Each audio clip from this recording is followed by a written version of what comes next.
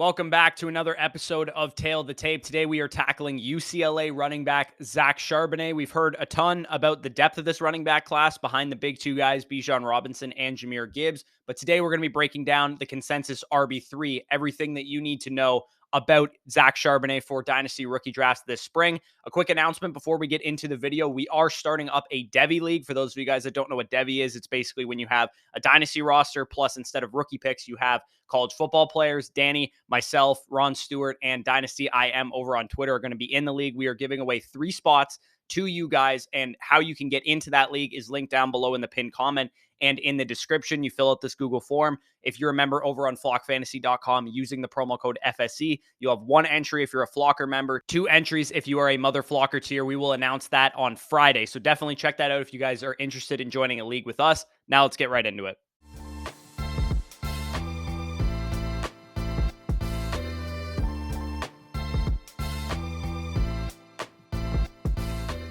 All right, Zach Charbonnet, running back of the UCLA Bruins. This is his tale of the tape. Age 22.1 years old, 6 foot, 214 pounds. Zach Charbonnet was a 4-star recruit coming out of Westlake, California.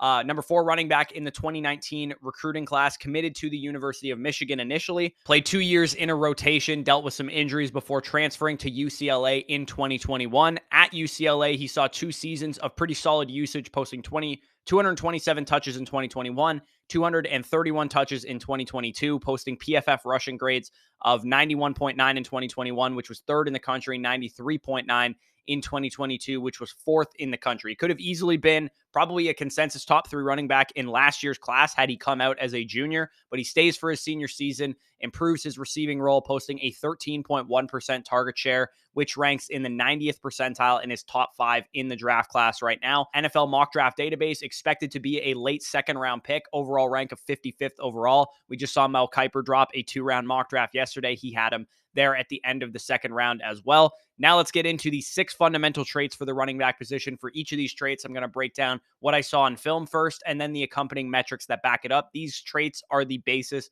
of my grades for all of these players, for running backs, and then obviously for wide receivers, quarterbacks, and tight ends as well. The first trait is elusiveness. And if you think of the mid to late round running backs that we've seen in recent years, Ramondre Stevenson, Damian Pierce, Tyler Algier, these guys all kind of had one thing in common. They were basically BBWWs. They were big backs with wiggle. They were big size profile running backs that actually could make people miss. And that's exactly who Zach Charbonnet is as well. He routinely makes the first defender miss. He's got quick, agile feet, and he knows when to make someone miss versus go through them. He has a good distinction of which one to do in any given situation. He wastes some movement a little bit. Sometimes he has a bit of choppy feet, but for the most part, I would say there's a big time asset to his game. Per PFF, he avoided a tackle on 29.44% of his attempts, a mark that ranked 10th in the NFL draft class in 2023. And he also ranked 8th in the class with an elusive rating of 122.3. Again, he's ranking among guys that are really small, jitterbug type of running backs, and he's a big guy with some size, ranking that highly. So very, very impressive for him there. Number 2 fundamental trait of the running back position is contact balance. Refusing to go down is exactly how I would describe Zach Charbonnet. He is all of 6 foot, 214 pounds, and I suspect he probably actually played closer to 220, slimmed down a little bit to run faster at the NFL scouting combine. One thing I love about Zach Charbonnet's game is that this guy's legs never stop moving. Leg drive is a big time fundamental that he sticks to, and I think it's something that coaches are really going to love about him. He's a guy that can get the dirty yards, get you a 3rd and 1 conversion when you need it. Among backs with 175 carries in the NCAA this year, Zach Charbonnet ranked 5th in the entire country with 4.15 yards after contact per attempt. And among backs in this class, he broke a tackle on 12.37% of his runs, according to Sports Info Solutions, which ranked 8th in this class. The best backs can win in both ways, right? They can go around you by making you miss, or they can go through you like Zach Charbonnet does. And Zach Charbonnet absolutely checks both boxes in this area. Number 3 fundamental trait is receiving ability. And I already talked about this as a positive for Zach Charbonnet because his 90th percentile college target share this year, 13.1%, ranks top 5 in this class. And he was also targeted on 17.9% of his routes, which was also a top 6 mark in the 2023 class. 77.1 PFF receiving grade, which was 4th in the class. 1.3 yards per route run, which was 6th in the class. So not only was he being targeted a lot, he was also very efficient with his targets. It's not just a facet to his game, it's an asset to his game. He is a great receiving back. He's great in space. He has soft hands. He quickly turns upfield, turns from running back or wide receiver to running back once he has the ball in his hands, starting out with 3 check marks in a row for Zach Charbonnet, which is why I'm quite high on this dude. And I'm probably going to get a lot of him in my rookie drafts. Number 4 is scoring ability, ability to handle a big workload. Size is the first thing that you want to look for when it comes to carrying a workload. Like I said, 6 foot, 214 pounds on the low end, probably played closer to 220 on game day. At minimum, this guy's clearing a 29 BMI, probably closer to 30 as well. The one thing that's slightly concerning, though, about his ability to command a workload is that he never actually did it in college. 45% was the highest percentage of carries and targets that he ever commanded of a backfield, which was this year in UCLA's backfield. It doesn't speak to his ability to really handle a big workload. He also dealt with some injuries at Michigan as well, but he was very durable once he got to UCLA. So a little bit of a mixed bag here, but it's kind of encouraging knowing that he's not going to have a ton of touches under his belt. 0 concerns on the goal line as well. Once he got to UCLA, he averaged 1.23 touchdowns per game, a number which would have ranked 3rd in the class. And even back to his Michigan days, scored 11 touchdowns as a true freshman, a guy that is clearly trusted on the goal line by 2 different coaching staffs. The number 5 fundamental trait that we get to here is pass protection, which is not a direct corollary to fantasy production, but we want our running backs to be on the field as much as possible on all 3 downs and 2-minute drills and long down and distance. And being able to hold up in pass protection is a big part of that. On tape, I didn't really see any issues with his pass protection. He's physical. He generally knows what he's doing. He knows how to diagnose a blitzer and all that kind of stuff. Technique could use some refinement, especially as a blocking chipper. After he goes out on his route, he sometimes is not quite quick enough doing that. His pass blocking grade kind of disagreed with what I saw on tape, though, which was a little weird. Only 32.9 according to PFF, and his true pass set efficiency was 4th lowest in the class. So maybe in the games that I didn't watch, he wasn't very good in protection, but for me, it didn't really pop out as a weakness for him on tape. If anything, I thought it was probably closer to a strength because he was able to, get low, disrupt, pass rushers, and he's also a bigger back, so he's going to hold up a little better than smaller backs would. So to me, it was, a strength on film, but then it was a weakness in the numbers, kind of evens out to just average in pass protection. Number 6 is your home run ability, your athleticism, usually a bonus if guys have it, but it's not necessarily required. You just need to kind of clear a baseline athleticism level for most running backs. But Zach Charbonnet is a great athlete, right? 8.7 RAS score, 87th percentile. The size is obviously very good, like I talked about. Speed was great, especially when you weight adjust it. 4.53 40-yard dash is a pretty good number, especially for a 215-pound running back. And a 1.53 10-yard split just kind of speaks to his explosiveness, his ability to create 15-plus yard runs, which he ranked 2nd in the class at doing at 12.3% of his runs going for 15-plus yards. 72nd percentile weight-adjusted speed score, as I kind of just alluded to. 78th percentile burst score with those great jumps that he posted, a 37-inch vertical jump, 10-2 broad jump as well. His agilities weren't great, but he actually did his agility drills at the pro day, not at the combine. And it was like pouring rain at UCLA's pro day. So I'm not really putting a ton of stock into his agility numbers. Although, like I said, on film, sometimes he does waste some movement. So that could factor in to his agility numbers not being the greatest. And then when we get to subjective traits, things like vision, instincts, patience, down-to-down consistency, toughness, things that you can't really measure, numerically, but they're definitely there. And you know them when you see them. I think he checks most of these boxes. When you watch him on film, I think he has great vision. He knows when to hit a hole. He knows how to do it with bursts, with explosiveness and decisiveness.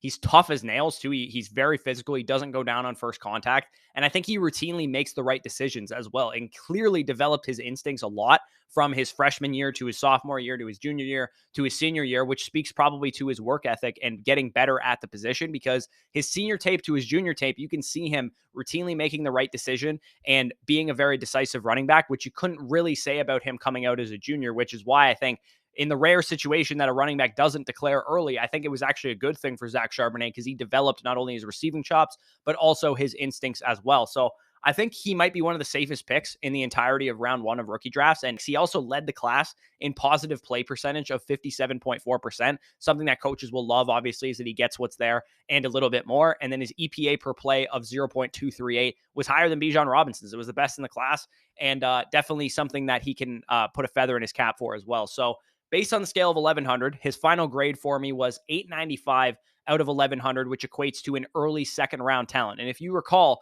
this is only 5 points lower than the grade that I gave to Jahmyr Gibbs in his tail of the tape. So needless to say, if he gets the capital and good landing spot, he has a real case to be RB2 in this class, not even RB3. Because unlike Jahmyr Gibbs, he has the size, he has some of the contact balance traits that you look for in a fantasy running back. And his biggest pros for me were his size, were his toughness, his receiving chops, his consistency, his athleticism, and, you know, those subjective traits like vision and instincts and stuff like that too. So a lot of pros with Zach Charbonnet, a couple cons, pass protection, like I said, numbers weren't very good, split backfields, and the fact that he's a senior with a little bit of an injury history early on in his collegiate career as well. But pro comparisons, I've seen a lot of people just throw out James Conner and just think it's gospel. To me, I don't like that comparison because I think he's a much better athlete than James Conner. And I also think he's a much better receiver than James Conner was even in his pro career, but definitely when he was coming out of Pitt. MathBomb's RAS score actually compares him to Rachaad White, which I think is a decent comparison, but I think Rachaad White's a little bit faster than Zach Charbonnet. Zach Charbonnet is a significantly better runner, just pure instincts and vision-wise, than Rachaad White was coming out of Arizona State last year. And also, Rachaad White was like a way older prospect, like 23 and a half years old. The comp I actually like the most for Zach Charbonnet is Carlos Hyde. And I'm thinking back to his days in San Francisco when he was a multi-time RB1 on his rookie contract on the basis of like solid receiving work, a good, you know, runner of the football, good on early downs, good on the goal line. His career probably would have been a lot longer if he wasn't like 24 coming out of college. So that's kind of why Carlos Hyde didn't really work out in the long term. But I think the ceiling for Zach Charbonnet is actually the player that Player Profiler compares him to, which is DeMarco Murray, who obviously had, you know, a multi-time RB1 season, was a top 3 running back in 2014 on the back of like 400 carries. So I actually think the ceiling is quite high with Zach Charbonnet. I don't think he's just like this James Conner, you know, middling, low-end RB1, high-end RB2 for most of his career. I do think he has quite a high ceiling, in my opinion. And then when we get to like best fits, scheme, and pro projection, to me, he's a lead back. He'll probably be like a 70-30 split. That's what a lead back is nowadays. They don't give him like 90% of the work anymore. But I do think he has the potential to develop into like a full-fledged workhorse if a team was ever willing to give him that much work. A team that uses like a play action type of offense, I think would be best for him because, you know, when we think of teams that use play action running backs effectively, you think of like the Tennessee Titans with Derrick Henry. But the one thing that I think Zach Charbonnet would be great in a play action offense is because not only is he a bruising runner that can punish light boxes, he's also a great receiver. So you can flare him out on routes in the play action game. And I think he would be phenomenal in that type of offense. I think the Minnesota Vikings would be a perfect fit for that reason. If they move on from Dalvin Cook, trade him during the draft, whatever the case is, he would be the perfect heir apparent to Dalvin Cook. I also think the Dolphins would be a great offense for him to go to because they have all that speed on the outside. They can run a lot of play action with Tua Tagovailoa as well. And of course, just going to a team with a good offense, good quarterback like the Chargers, the Bills, the Eagles, the Bengals, the Cardinals would all make a lot of sense for Zach Charbonnet as well. As far as where I would take this guy in rookie drafts, what his fantasy upside is, like I said, I think he's the clear RB3 in this class in a tier with Jahmyr Gibbs, who could flip-flop post-draft depending on what happens. In my current Superflex rookie rankings, which you guys can find on flockfantasy.com, like I said, link down below for that, he is my current 109 in Superflex drafts behind Bijan, Gibbs, the top 4 quarterbacks, JSN, and Jordan Addison. So this is assuming, of course, he goes in the top 2 rounds, top 3 rounds of the NFL draft. If he goes like late round 3 or something like that, it might drop him below a guy like Zay Flowers, a guy like Josh Downs or Quentin Johnson if they get day 1 draft capital or top 50 draft capital. He is already a top 12 running back for me in Dynasty right now. He's my RB12 right now. I think he's going to be a high-end RB1 by the end of his rookie season, similar to the ascension we saw from Kenneth Walker, Cam Akers, Javonte Williams in recent years.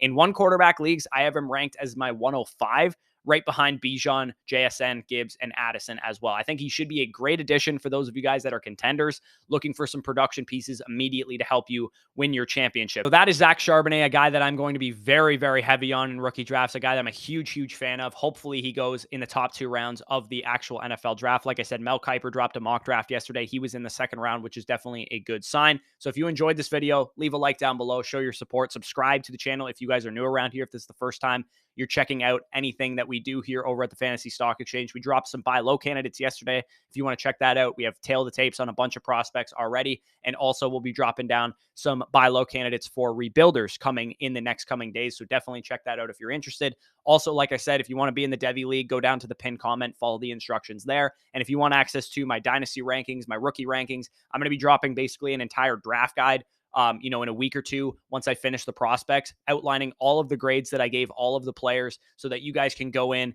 and see what I think of everybody before the NFL draft. And during our NFL draft live stream, I'm probably going to pull up player cards as players get drafted, talk about their strengths, their weaknesses, how they fit in their new offense, quick gut reactions. So definitely tune in. During the NFL draft, we're going to be breaking that down in rapid succession. So with that being said, peace out. We'll talk to you soon.